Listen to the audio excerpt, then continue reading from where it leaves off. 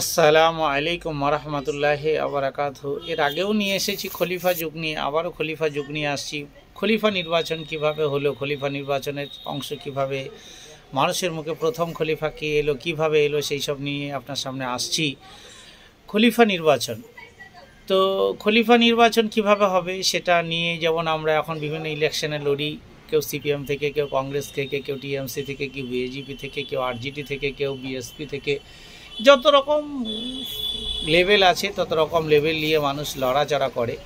তো এই লড়াচড়ার ক্ষেত্রে যেটা বলার কথা সেটা আপনারা সবাই জানেন, খলিফা নির্বাচন কিভাবে হয়েছে।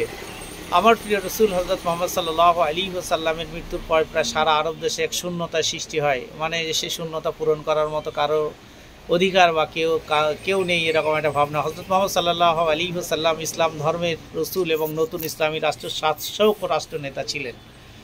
সুতরাং ওই মোহাম্মদ ব্যক্তির স্থলাভিষিক্ত কে হবে সেটা মনোনয়ন করা খুবই কঠিন ব্যাপার, কারণ তিনার কোনো সুসন্তান পৃথিবীর বুকে তিনি রেখে যাননি বা কেউ জীবিত ছিলেন না।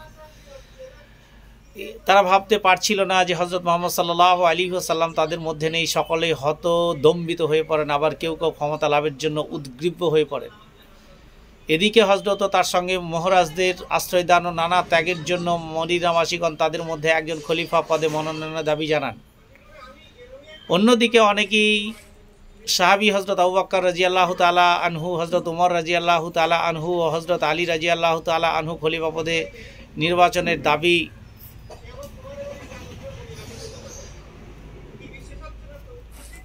দাবি দেন।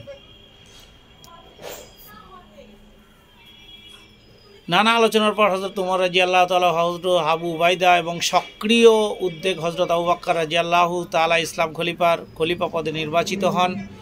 অন্যেরাও তাকে নির্বাচনের সমর্থন জানান। শুধুমাত্র হজরত আলী রাদিয়াল্লাহু তাআলা কিছু সমর্থক চেয়েছিল যে নবীজির পরিবারের মধ্যে থেকে কাউকে খলিফা করতে